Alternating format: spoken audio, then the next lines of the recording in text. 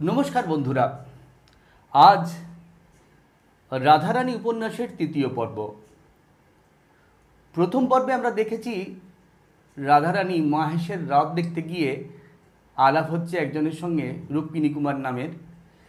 দ্বিতীয় পর্বে আমরা দেখেছি যে সে তার সম্পত্তি ফিরে পাচ্ছে এবং কামাখ্যাবাবু বলে একজনের কাছে গিয়ে থাকছে আর সেখানেই কামাখ্যাবাবু তার লেখাপড়ার ব্যবস্থা করছেন। তার মা মারা যাচ্ছে।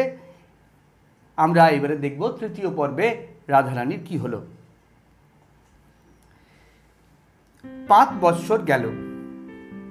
রাধারানী পরম সুন্দরী, ষোড়শ বর্ষীয়া কুমারী, কিন্তু সে অন্তঃপুর মধ্যে বাস করে। তাহার সে রূপরাশি কেহ দেখিতে পায় না। এক্ষণে রাধারানীর সম্বন্ধ করিবার সময় উপস্থিত হইল। কামাখ্যাবাবুর ইচ্ছা রাধারানীর মনের কথা বুঝিয়া তাহার সম্বন্ধ করেন। তত্ত্ব জানিবার জন্য আপনার কন্যা বসন্ত কুমারীকে ডাকিলেন।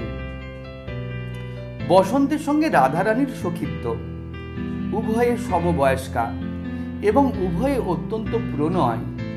কামাখ্যাবাবু বসন্তকে আপনার মনোগত কথা বুঝাইয়া বলিলেন।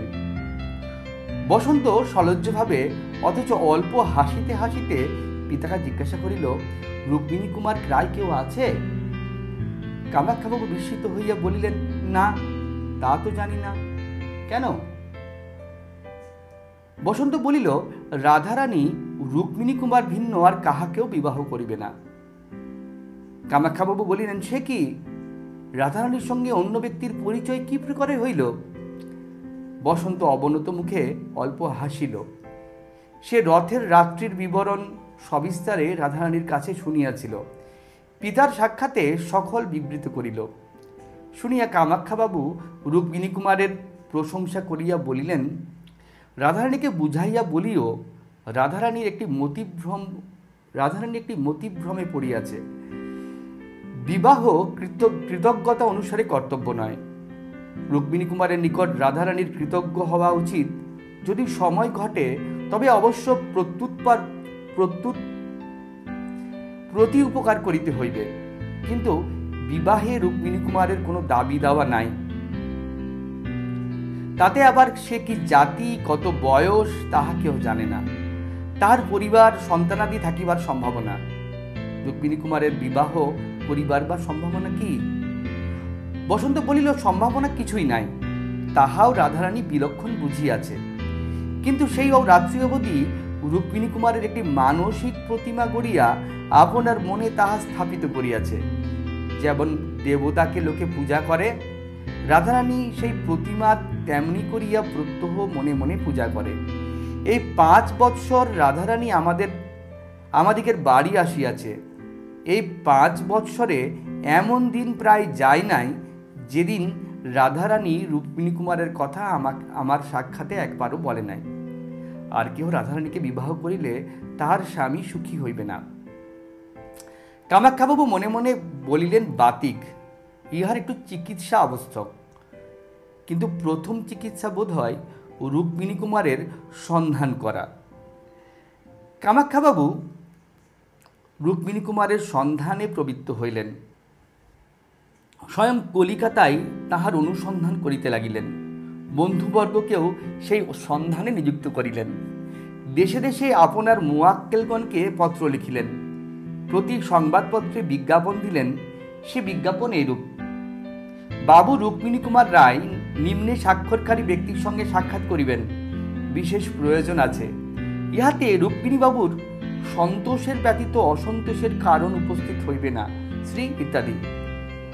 কিন্তু কিছুতেই রুক্মিণী কুমারের কোনো সন্ধান পাওয়া গেল না। দিন গেল, মাস গেল, বৎসর গেল, তথাপি কই রুক্মিণী কুমার তো আসিল না। ইহার পর রাধারানীর আরেকটি ঘোরতর বিপদ উপস্থিত হইল। কামাখ্যাবাবুর লোকান্তর গতি হইল। রাধারানী ইহাতে অত্যন্ত শোকাতুরা হইলেন। দ্বিতীয়বার পিতৃহীনা হইলেন মনে করিলেন। কামাখ্যাবাবুর শ্রাদ্ধাদির পর রাধারানী আপন বাটিতে গিয়া বাস করিতে লাগিলেন এবং নিজ সম্পত্তির তত্ত্বাবধান স্বয়ং করিতে লাগিলেন। কামাখ্যাবাবুর বিচক্ষণতা হেতু রাধারানীর সম্পদ বিস্তর বাড়িয়াছিল। বিষয় হস্তে লইয়া রাধারানী প্রথমেই 2 লক্ষ মুদ্রা গভর্নমেন্টে প্রেরণ করিলেন। তৎসঙ্গেই প্রার্থনা করিলেন যে এই অর্থে তাহার নিজ গ্রামে একটি অনাথ নিবাস স্থাপিত হোক, তাহার নাম হোক রুক্মিণী কুমারের প্রাসাদ।